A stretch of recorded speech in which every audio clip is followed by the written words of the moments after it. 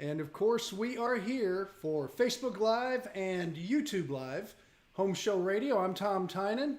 Charlie Mosier's running around somewhere. He's about to pop up. Ooh, he popped up. He's a pop-up. You ask, okay. You receive, Tom. Yes, I like it. Bring you right in. We got a lot to cover today.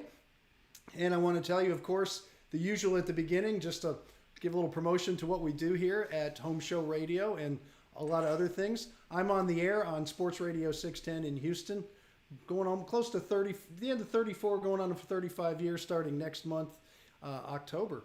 And as far as what we do is we answer home improvement questions. We help people survive home ownership. It's just what I've been doing for forever.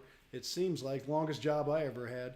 And of course, I'm on the air 9 to 12 on Saturday and on Sunday 8 to 11. But before I come on Saturday, boom, we have Mr. Green Thumbs, and that's Danny Milliken, and all of his garden pros that help you with all the gardening. Because let's face it, the garden and the home just somehow make a nice little marriage together. And there's always inside and outside. And we got it all covered here in the Home Show team, Garden Pro team, Mosier Media team is what it really is. And here's Charlie Mosier, who leads it all as the point guard man and all that good stuff. Yeah, I'm in charge of it, just like you might be in charge of a gaggle of cats. That's true. I just put the but cream somebody's down. Still got to take the job. Right. I put out the saucer of milk. Here we go. Come on. All right. No, it's more like, hey, stop, go. Hey, wait, come on. Oh. Yeah. Trust me, it's like a duck cats. Underneath. It's like this, you know.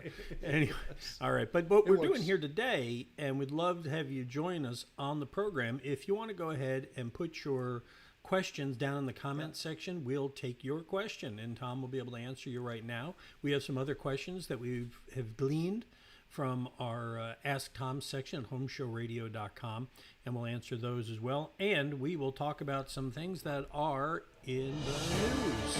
That's how we get things started today. And today's Around the World and Up Your Block section of news is the vacation edition. Yeah, I'm the only one that wasn't on a vacation. But, well, kind of. Felt like you were on a vacation. You weren't on here. It felt like it. No, right. Okay. Well, and you packed it. Well, let's just say this about that. I was hanging ceiling fans and fixing I was doing home improvement projects like crazy this last weekend. So I did find myself busy. Yes. I do that with this. Yeah, okay. How much is that again? All right. But that's the deal with the show here, in case you're new to the show. Tom's the expert. I'm the Ed McMahon of the show. And Tom had a big week in his house this week. And I guess I'll let you talk more about the honor that was visited upon your wife and her dad. That is my lovely wife, yes. And we did have a Sunday little soiree kind of thing. Her father, as well as many other people on this particular medal, was awarded the Congressional Gold Medal of Honor for his service in World War II. It's a very proud moment for their family. And what it comes down to is when he was 15 years old, and he was an immigrant coming through San Francisco from China, and he got here, and World War II had begun, and he joined the Navy at 15. He lied and got in because, I don't know, he just lied and got in. Because it's the American way. Yeah, my father got in the Marines when he was 17. What are you going to do? Anyway, he got in and he served the country before he was ever a true part of the country, which he did live the rest of his life here and passed away several years ago. He was not alive to receive this, but his daughter received it for their entire family, and I happen to be a good part of it. And I will say this, I can relate to it. I am a second-generation member of an immigrant family. My grandfather came over a little bit before her father did from Italy, and he was in World War I. That was one of the first things he did when he first got here. And he came over at 16 years old all by himself and just worked his way through life and did very well in his passing years in Florida. But he ended up owning Northwestern Coal Company in Carbondale, Pennsylvania, which is right outside of Scranton. So we both relate, her and I, to our family traditions. We weren't here long ago. We're very new to this country, and we're very appreciative, and I'm very proud. My father was a soldier. He retired as Inspector General of the United States Air Force. I grew up in the military, and I still hold the honor of being a member of the Texas State Guard. So it's a big tradition within my family, but for her father, young Jin, he deserved this. And there was many other members that got this, including some of the original members of the Flying Tigers and some of the other people that fought in World War II. Well, that's awesome. Congratulations, and thank you, Sandra, for your dad. And for her dad. Young Jin was his name. Yes. Well, and I was away, I did something far less heroic during my week off. Charlie was shooting. I was shooting. That's right. Normally I shoot my mouth off, but this time I had my Nikon out, and we were up in Brookings, Oregon, which is just a notch above California up there, and got to see just a bunch of beautiful sights up there. It's amazing what a cell phone camera will do. You know what? It's that Samsung. New iPhone. That new iPhone is pretty amazing. I'm telling you. Hang on. Where's the other one? I had another there's one. Here, I guess. I can't find the other one. Where is it? Hang on. Okay, Where is it? Or is it back here? Hold on. Oh, there, here it is. I got it right here. There's another one. Okay. Oh, there you go. So there you go. That's nice. That's Natural Bridge in Brookings, and this is great. This is actually the second most popular beach in the state of Oregon. It's called Secret Beach. There's no pull out for it on the road. There's no sign. You have to know where it is. And it's the second most popular beach in Oregon. It tells you something about Oregon. And this was actually... I thought this was the aftermath of the Portland riots, and Portland no longer exists. No. There it is burning in the horizon. Right, and this is called Whales Head. This is where, and we were out there late and got the Milky Way. So that, awesome. That's beautiful. Self-serving as it may be, that is what's news this week in our world. And we appreciate it. So let's get to the questions. If you got some to add, feel free to join us and put them down below. But let's get to it, Tom. Here's our first question. Comes to us from Elmira, New York. Scott writes to us. He says, our house was built in the 1940s, and the ground wire is thin because the original plugs were just two-prong. We installed GFCI outlets in the kitchen where they're supposed to be, but when we turned the circuit on, it popped the GFCI, the one that goes to two plugs, which we just replaced. What could the problem be? Houses were wired a little bit sloppy back then. They didn't have the same standards we have today. Of course, they weren't wired to and sometimes you can luck out, by the way, and put one in an old home and it works. But the GFCIs are very sensitive. So if somebody crossed a neutral or tied them all together or did something like that, and you see it in the old home wiring where they just tied all the white wires together, it worked, so they were good with it. And I have a feeling it's going to be in the system. That's why it's so important to get electricians to do these things when it doesn't become a very simple job. Don't try to keep doing it because it probably in the wiring system itself, and they're going to have to trace it down. It's not because the ground wire is too thin, I can tell you that, if it's wired right. So I have a feeling it's just because of the age and the way the house was wired.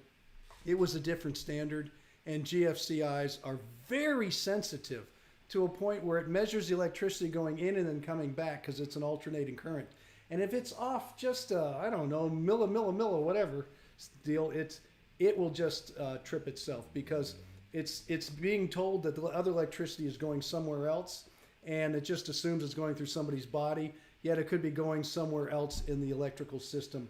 And I think that's what it's finding. So right now, you're probably not a candidate for a GFCI until you get an electrician in to make sure that particular circuit is on one and wired directly with no interference.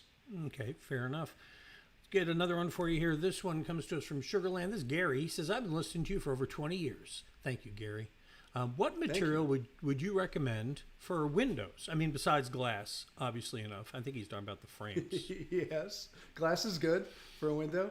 Of course, it's the frames, and the frame is the most important part. It transfers the heat going in and out and in, depending really what it is. Everybody gets so obsessed with the glass, and they don't realize the frame is really what is the biggest conductor. So most glass today is all double pane, so that's why you don't have a lot of conductive problems. Vinyl has been a mainstay, but it has some drawbacks. A couple is it's not real strong, so it has to be very thick and bulky. So it gives you a very bulky window, and if you start mulling them together, you get a lot more frame than you want and a lot less window. One of the strongest materials has been aluminum. Aluminum makes a great lightweight, strong window, but if it's not built right, it has a lot of conductivity because it is aluminum, just like aluminum wire conducts electricity. But if you take the advantages of vinyl in a way and the advantage of aluminum and put it together, they now have, which is one of my favorite, new high-end aluminum replacement windows with a thermal break in between. So you have literally two windows put together that never touch each other. And it gives you the small frame, the strength, it gives you the energy efficiency just as well as the vinyl, in some cases more. It also gives you more design ideas and design capabilities of the window. So right now that's my favorite. That doesn't mean it won't get redeveloped. There's composite and there's wood, there's clad, there's a lot of other windows that are much better than the old aluminum, what they call builder grade windows, which a lot of people got stuck with. You know, when it comes to windows, it's a lot like air conditioners, I imagine, Tom. As you've said for years, the brand is a lot less important than the company that's actually putting it in. Well, and here's two things real quick. You have new construction windows. The framers put them in. They come with flanges. They fit right in. They're ordered as a window that goes in an opening, so you make the opening to the window. But in replacement windows, it's a lot trickier because the openings are all different, so the window has to be manufactured for the opening.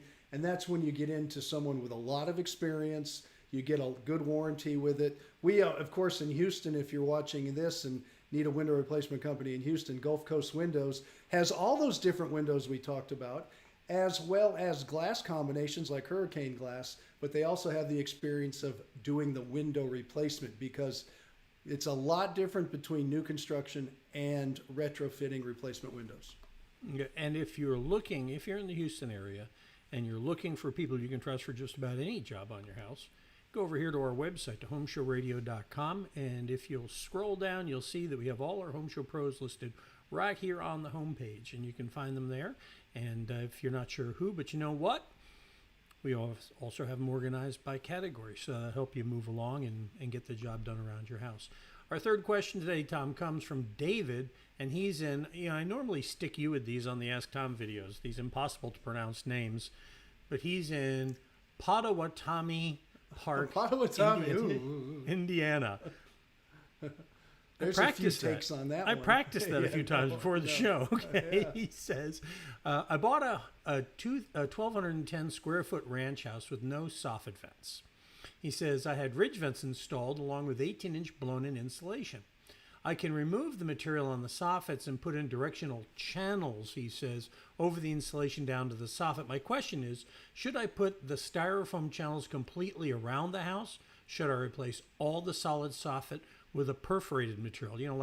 I think he kind of like that hardy continuous soffit kind of material. Perfect. Hardy would be fine. Yeah. Those inserts you're talking about, we call them baffles, and they do hold the insulation down. And I can tell you, all you need is about 3/4 of an inch. If you want to do every one and you're pulling the whole soffit down, then you could do that if you have the patience to do it. If you want to do every other one, then I can tell you can probably get away with that, no problem, and have enough opening to cover the house. It sounds like it's a simple gable design. And then, of course, the hardy perforated soffit, some people in parts of the country will still use the perforated vinyl, I understand, but the perforated soffits is by far a great way to go. Not only does it go just straight up, but in the soffit, it'll travel around, and it'll give it lots of air movement into those open areas where you put the baffles. You stopped abruptly. Oh, I was told at the beginning, keep it short. I was mixing a drink. No. Okay, fine. Well, warn me. I'm mixing a drink. No, that's fine. And the idea of that is something that you do here too. I mean, and the idea of having to use those baffles, to push back or create channel with the insulation. At least he went the right way. He's got the 18 inches of fiberglass up there, and that'll give him an R30. Is that right? 18 inches. That's probably a little bit over an R30. And depending in the country where you are, you're going to get more and more. And that area is where the ridge comes down onto the soffit area where the wall is. So it gets very tight. You don't want to plug it up yet. You have a lot of insulation. So it pushes the insulation down. They're just little baffles that go up there. Most of them are made out of cardboard or a plastic coated corrugated material. And they're up there, and we shove them all in when we're building new homes before the insulation goes in. And it makes it nice and clean and keeps that opening for everybody. Fair enough. It's time for me to do a little roll call here. Everybody who I can see on my machine here. See some? Yeah, I do. I see one or two. I see Heather is here, and Jeremy, and Kathleen, Don, and Junior. Well, hello. So good to have you all here. Thank you for being Yes. with us. If you want to be on the roll call, you have to watch the Home Show page. Just don't feel slighted if you're watching, because we're also feeding this to our YouTube page and our Garden Pros pages as well. So we do that, by the way, because Danny does a show on Wednesday afternoons at about 3:30, just like this, where he answers gardening questions. And if you're not around to catch that, Danny, of course, we're talking about Danny from the Garden Pros on Saturday mornings. He joins us on the last Thursday of the month to answer questions as well. So, all right, next question comes to us from Greg over in West Chase, Tom. He says, my HVAC equipment is over 23 years old, and the outdoor condenser unit is shot and needs to be replaced. Should I also replace the evaporator coil in the attic at the same time? 23 years old. Yeah, it probably wouldn't be a bad idea if you have the money. Now, if you were so strapped with cash that you have to do it in segments, which I don't have a problem with, then, and I've done it with mine. Mine's 23 years old. My coil in the evaporator coil is still great. I replaced the condensing unit only because I don't like financing things, so I'm paying as I go, and the coil upstairs is working fine, and the system works great now. Will it end tomorrow, and will I need a new evaporator coil? Let's put it this way. I have already talked to Rick from Absolute Comfort Air 2 years ago saying, Rick, what coil can we get? And he's already named it out and everything. So he's just waiting for a text from me. Hey, it's time for my coil. And here he comes. So, if you can, it's a good idea to replace them both. If you can't, get the condensing coil replaced. And who knows how long an evaporator coil will last, because it has no moving parts. So as long as it doesn't have a leak and it's like mine and just doesn't seem to want to break, then it does what it needs to do. There's no, I got you. No idea what that was. Okay. Okay. There's no moving parts. There's no bearings or fan motors or anything. So who knows how long they last, but you make the decision, in the long run. If you want to just get it done and not worry about it, it's not a bad idea. All right. Fair enough. I got one more for you, and then we have kind of a surprise for everybody at the end of the show here today. Got a treat for you on our Before We Go thing. Cool. Premiere of a brand new home show video. Always nice to bring one of those into the world, isn't it? I've done many. I don't know. I think I might not this have one any here, left in me. Chris unfurled a brand new toy to do this next video. We did a piece of time lapse on this that you'll see a dancing sidewalk. So that's coming up in just a minute. Last question. Mario from Humble. He says, would like to improve my attached garage's insulation because it gets hot in the summer. Oh, we've had this before, right? I want to work in the garage in a mid-80s temperature instead of the 90s outside. I have placed a layer of fiberglass insulation over the garage in the attic, but the ceiling is still warm. The side of the garage that is exposed to the sun is also warm. What do you recommend, Tom? Well, just like I had Absolute Comfort Air at my house about an hour ago, he still might be there cleaning up. The air conditioner in my garage where I work broke. I was on vacation, as Charlie said last weekend, which means I was home. I was replacing a pool pump. I was building it in my garage. My air conditioner didn't work. It was hot. It was super hot. And I said to myself, I got to get this thing fixed. The only way you can cool something is with an air conditioner. So it needs an air conditioner. Insulation does not air condition. Insulation does not cool anything. You take an ice chest, an igloo ice chest, put it out in the sun, keep it closed, open it up. It's hot in there. You have to have cooling in an ice chest. You'd have ice. So if you want to sit in ice, you can do that in your garage. But you need to cool it with an air conditioner. And here's the problem. If you insulate it in our hot climate, and I get this question every year for 30 years, why is my garage hot in August or September as it is now? Because it's hot outside. It's 100 degrees.